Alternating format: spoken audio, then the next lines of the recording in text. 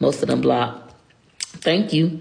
So I done been through situations like that. I could tell you guys more, like with my mom, with being manipulated by my mom and other people. I remember one time I wanted a car. I had the money for the car. Me and my mama looking for the car. I wanted a Nissan Maxima. That's all I wanted. Like, you know, black girls in the hood back in the day, that's all we want. We want an Altima or a Maxima. If you get a Maxima, because y'all know Altima's cheap as hell. If you get a Maxima, ho, you doing your big one. So I wanted me a Nissan Maxima. Me and my mama went out for like 3 days in a row looking for this car. Could not find this car.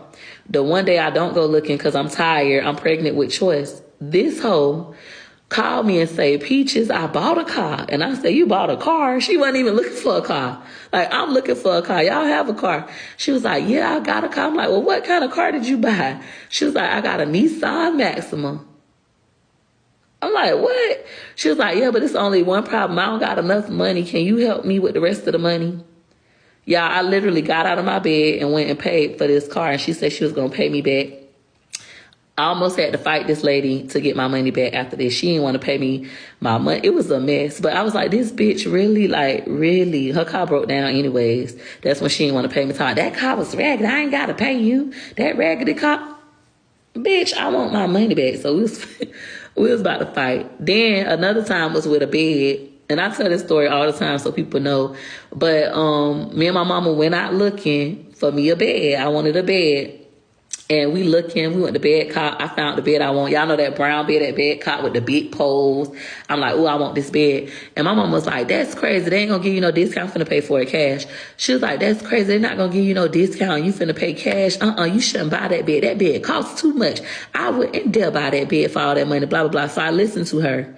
And then we go to Ashley's Furniture where I found my other bed. The video we just watched it, I showed my gold bed. I got that from Ashley's Furniture, which I love that bed too. So it was okay. But y'all, probably like a week later, I go to my mama's house. She was like, Peaches, come upstairs. And she never tell me to come upstairs. So I'm like, what? Okay. She was like, I want you to come in my room. I go in my room. This bitch got the bed. I was like, you told me that this bed was too much. She was like, too much money for you, but I can afford it. And she put on her bed cop account. She still got that bed to this day, too. My bed, when I got off Section 8, I gave it to my cousin. My cousin still got my bed to this day. She had posted it on Facebook. I was like, oh, she still got the bed I gave her. That's so cool. But yeah, so like I've been tricked like that multiple times in my life. I just told y'all my sister tricked me out of a whole ball outfit.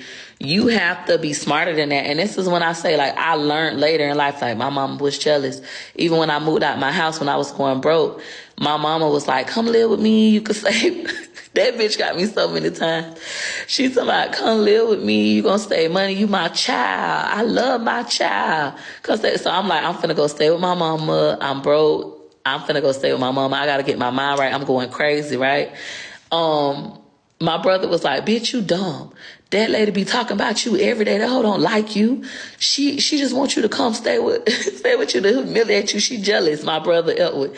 And I'm like, nah, that's my mom. My mom love me. Like, that's my mom. My mom not jealous of me. I thought my brother was crazy. And he lives with my mom, so like he knows I don't know. I don't live with her.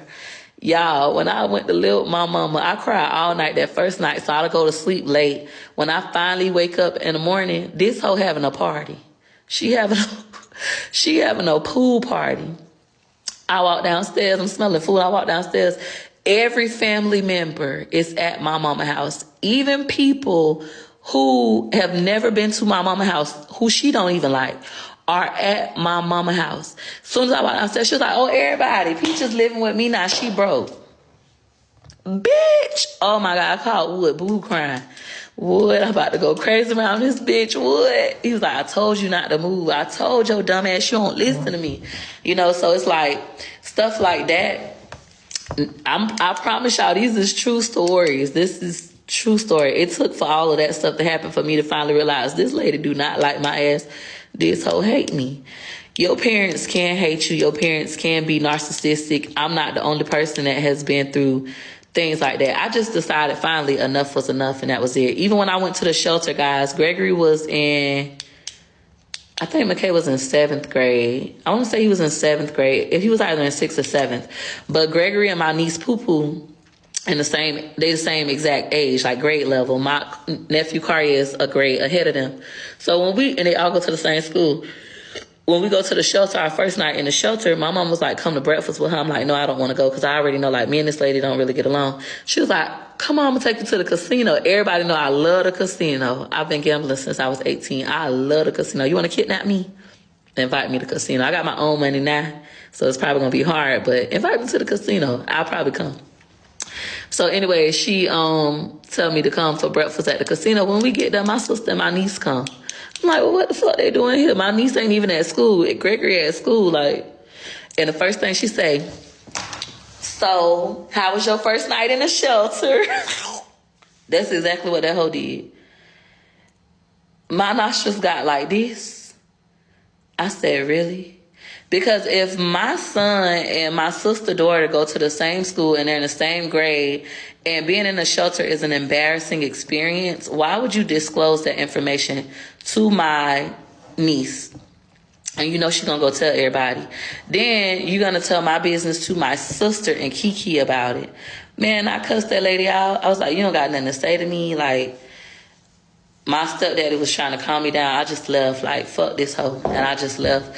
And everybody in my family after that knew I was in a shelter. They was talking about me, laughing at me. My brother cussed me out. You in a shelter about a nigga, hoe? Like, just, y'all know how my brother acts. It was just like a devastating experience. And then the only person that helped me, like offered to help me, was my cousin Pam. My cousin Pam told you know how my brother act. You know I ain't lying. My cousin Pam came up to me, and this is how I really knew, like, my whole family know I'm in a shelter. This hoe really went and told everybody. Like, you went and told everybody, bitch, I'm your daughter. But then she hold my sister secrets. My sister can be going through something. Her kids could do something. They won't tell me. But my business, the whole family could know my business. But their business, oh, it's military. It's nobody gonna know. That's another way you can find out if your mama hates you, like don't like you. If she won't tell you none of your siblings' businesses, none of your siblings' business, but she'll tell them all of your business, that hoe don't like you, stop fucking with her. Distance yourself. Even if you choose to talk to her, just don't never tell her none of your business. But they don't really fuck with you like that. Like they fuck with their other children. I had to learn that. But anyways, my cousin Pam had came up to me and she was like, Peaches, you and your kids could come stay with me. I won't charge you. I made room for you. And I was like, Pam, I don't need to stay with you. She was like, I heard you in the shelter. And I was like, I am, but it's nice. I'm okay. I'm good. I still got videos to this day of me and my kids in the shelter. I always say when I buy my house cash, I'm going to finally do that video of like, this is what we came from. This is where we stayed. I got the videos. I'm just holding on to them. But shelter life for me wasn't bad. It was the best experience of my life after failure. For everybody that's paying me, let me start texting y'all back. Shelter experience for me when I changed my perspective and stopped looking at like, oh, I'm a failure. I'm at my lowest, bitch. I can't believe I'm right here, you know? And I started looking at the positive, like these people not judging me. They're not mistreating me like my mama do. They're not telling my business to everybody. Like they're encouraging me. They're telling me how amazing I am. They have all these different resources. They feeding us breakfast, lunch, dinner. You get to keep your food stamps.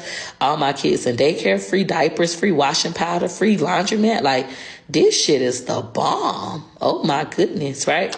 So for me, my shelter experience was a positive one. It wasn't dramatic. Me and my kids stayed in one room in bunk beds. We had 2 sets of bunk beds, so 4 bunk beds.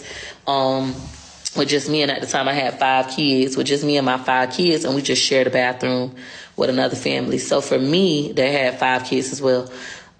It wasn't a horrible experience. My kids had all their covers like they normally do, like themed covers. They all had tablets to watch because you don't have a TV in your room. Well, where we stayed, we didn't have TVs. And then for the bathroom, I fixed the bathroom up. I cleaned it real good, put a shower curtain up. Like, I kept my room clean. I kept the bathroom clean. I cleaned the little dining area. They loved me. But it was a learning experience. I had to go through that. And I don't regret